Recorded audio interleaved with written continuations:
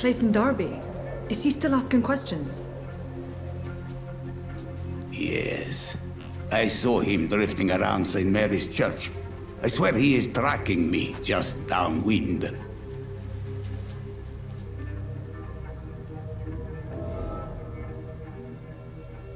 I must talk to that journalist or the poet. They must know about Darius.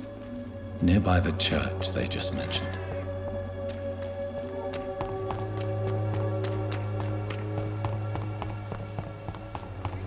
Good quality. Come on, take a look. Don't be afraid. Cheap price, good quality. Come on, take a look. Don't be afraid.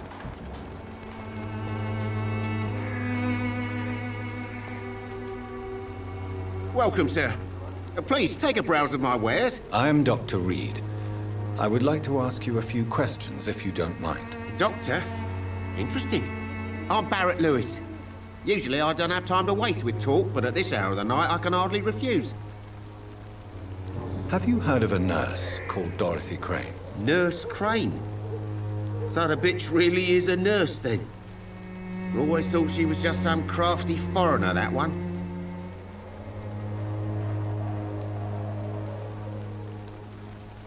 Yes, she's a nurse, and quite a good one. What did she do to gain such notoriety? Dorothy Crane ain't even a real name. Something like Dorothea Craniu. Something like that.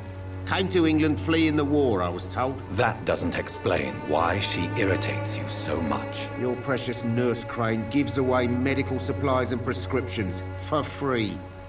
I offered to sell it for a fair cut, but no. Miss Crane wanted to play the quiet saint.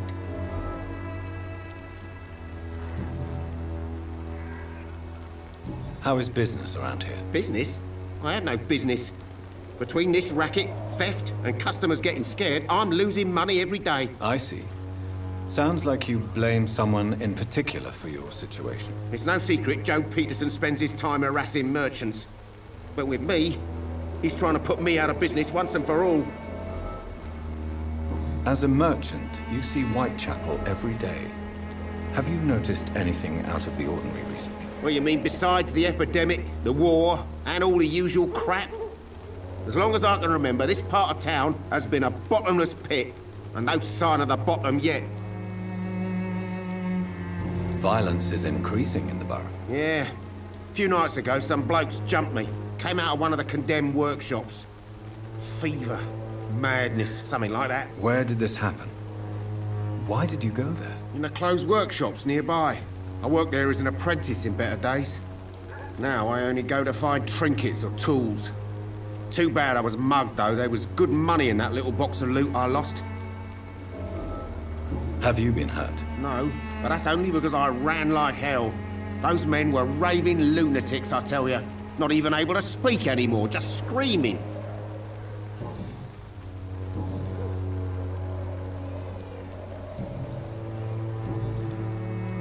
Right then. Show me what you have.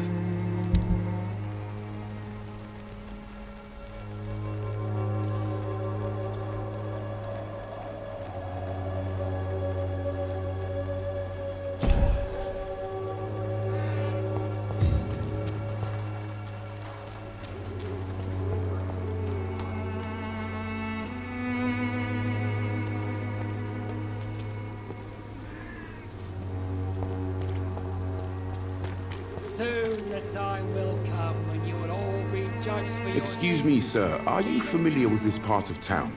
Name's Clayton Darby, reporter. Sorry, I'm new to Whitechapel. But perhaps you could help me since you're a journalist. My name is Jonathan Reed. Dr. Reed, the famous surgeon. I'll gladly help if I'm able, sir.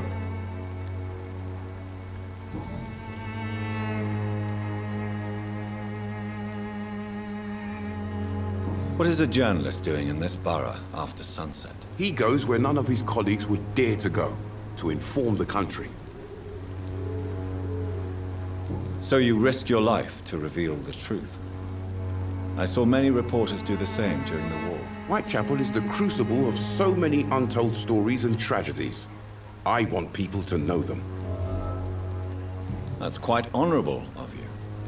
But is the public interested? Not at all, sir. And that's why I'm an independent journalist, hoping to sell some stories. Have you any idea of the danger you face in these streets at night? I've had to run and hide more than once from frenzied mobs incensed by the fever. Do you think the flu is really responsible for this, Doctor? I must confess, some of my rational views have been shaken by recent events. I'll remember to stay away from the district's roughest streets then. Why are the newspapers keeping silent about the Spanish influenza? It's as though none of you care. There's a war going on. People shouldn't be demoralized by news of deadly diseases.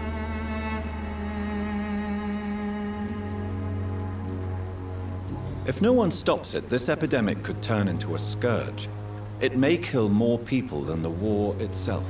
Yes, this is another kind of war, but just as deadly. History will judge us all for what we did and what we did not.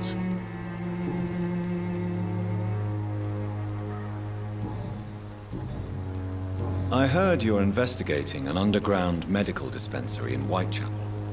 What do you know about it? Not much, I'm afraid. They are wary of strangers, and I'm not really an acquaintance of theirs.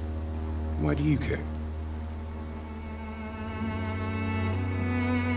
I'm afraid one of the nurses from the Pembroke Hospital may be involved with unsavory activities. Ah, could it be Dorothy Crane? Without a doubt, you are a damn fine journalist, Mr. Darby. What do you know of her accomplice, a man named Darius? I don't know much about the man. He's very cautious. Never goes out.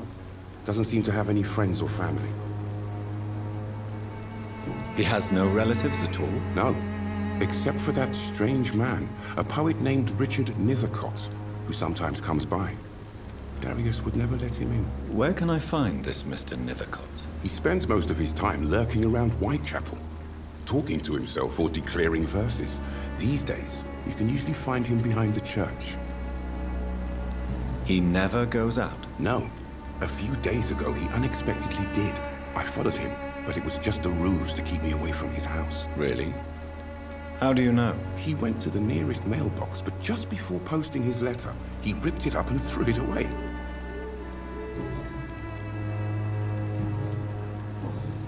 Goodbye, Mr. Darby. Farewell.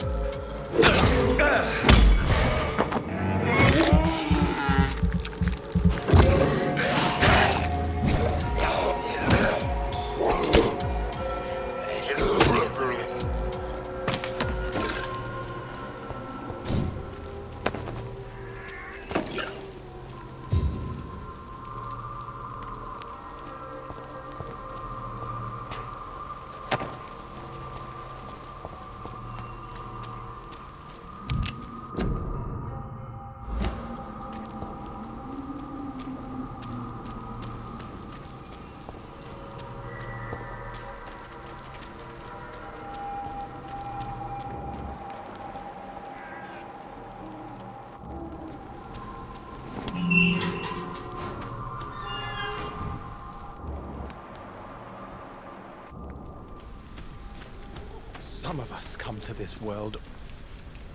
Good evening, sir. I'm Dr. Reed. I would like to ask you a few questions. Please be my guest. Although I may not be the best informant regarding this part of town, my words speak about that which the eyes cannot see. Really? Are you an artist of some kind? I'm a poet, sir. Richard Nethercott, at your service. May I ask what you're doing at this hour of night, sir? Do you live here? Not at all. I'm just enjoying the pleasure of a quiet walk. Though night talks are always preferable, if you ask me. Especially with strangers. But are you not afraid of the epidemic? Oh, why should I? I see some equity in the Spanish flu. No flesh should be saved, say the scriptures. Good or evil, rich or poor, all are equal in the eyes of the flu. If you say so. But as a physician in a time of epidemic, I must caution you to avoid unnecessary exposure, sir. Thank you, Doctor. But we both know the seeker of truth has to go boldly where the weak dare not. What are your thoughts on the terrible situation in this city? Terrible, you say? No. Of course, the death of so many innocents is a tragedy. But the scourge has not been all bad for the city. Oh, no, sir. What are you talking about? Do you remember London before the flu? Noisy, cacophonic, quiet nowhere to be found. And now, listen to this oddly peaceful silence. Yes. The enjoyable silence of the grave. You have a unique perspective on the situation, I must admit. Most people fail to understand my perspective. I don't blame them. But how could I call myself a poet if I veiled my feelings? Are you aware that your life could be in danger in this part of town? But this is where I must be to feel the real beat of the city. I had to come, see it for myself, alone. I understand your need for solitude, but it's not safe around here. I don't care. I don't have many friends, Doctor, and my family despises me. If some misfortune came upon you, who would be here to help you? Well, you, for a start, my dear Doctor.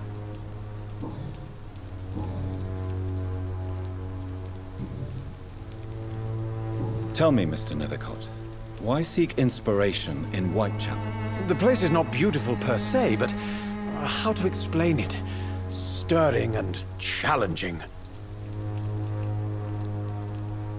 In what way, exactly? The struggle by gaslight, the barren smiles and the arid hunger under the rain. If you say so. Such vibrant antagonism and vivid paradox, the stripped humanity raged across each street. Vivid, of course, yes. And what about the poignant distress? Oh yes, the poignant distress. You see what I mean, don't you?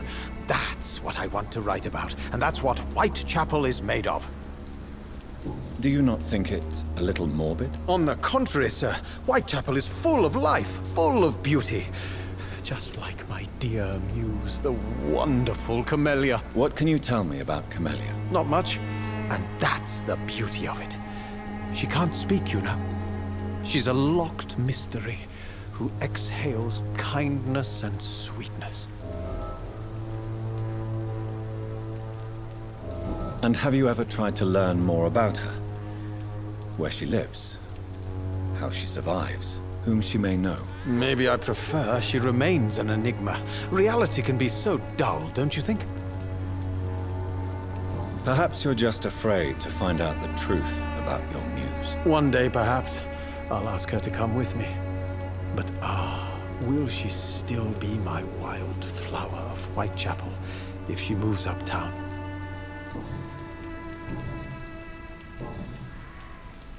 May I ask you a few questions about the district? Extraordinary part of town, is it not? I'll be glad to help you, if I can. I'm looking for Dorothy Crane, a nurse who lives in this vicinity. Dorothy Crane. Oh, I love the name. The Crane of Whitechapel. Sounds very mysterious. But, sorry, no, never heard of her.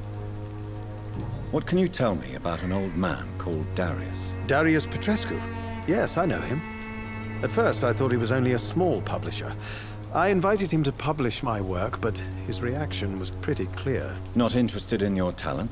Darius is an old political activist who takes delight in printing tracts and lampoons. Those communist activities only require mediocre writing skills.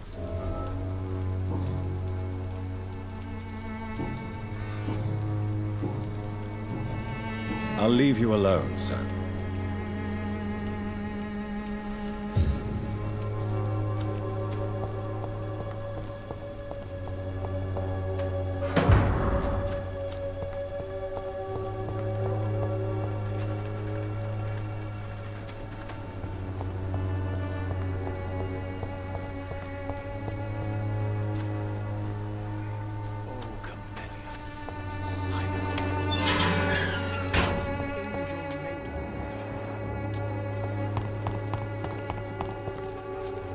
Good evening, miss. I'm Dr. Reed.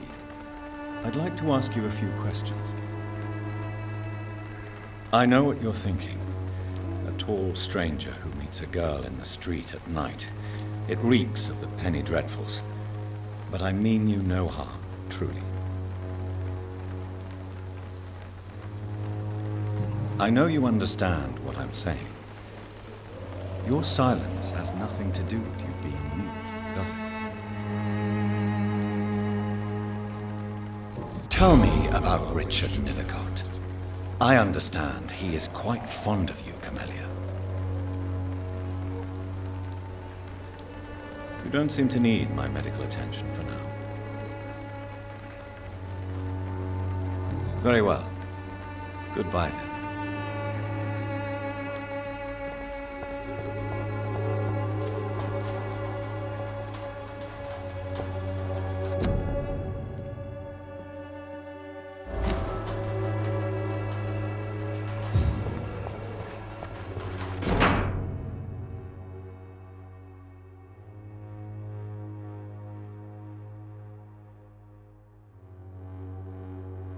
The content of Darius' letter to his children could give me more leverage to enter. Darius is a bit less of a mystery now. It should not be that difficult to incite him to let me in.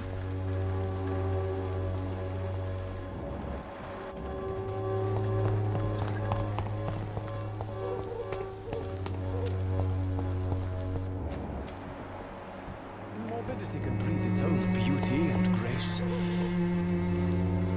Good evening, Mr. Nethercott. And good evening to you too. Do you need medical attention, sir? It may be wise to let you prescribe me something. I don't feel like I should.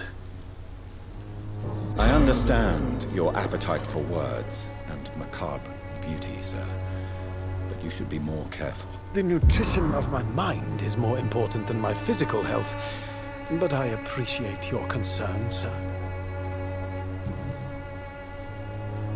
Did you know the Mute Florist is a member of a secret society? No, I didn't. But I thank you for this information, sir. For it only enriches the mystery surrounding the precious Camellia. Are you not curious? Is there not more you wish to know? That girl has not an ounce of malice in her.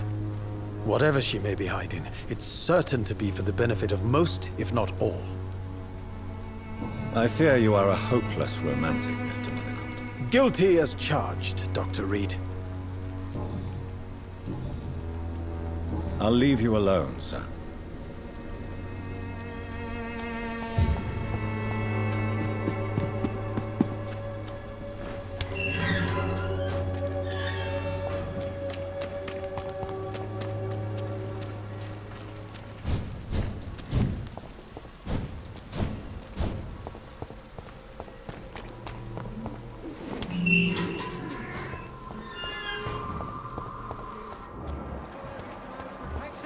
Malevolence and trickery. You are Good evening, blinded Doctor. by your false faith.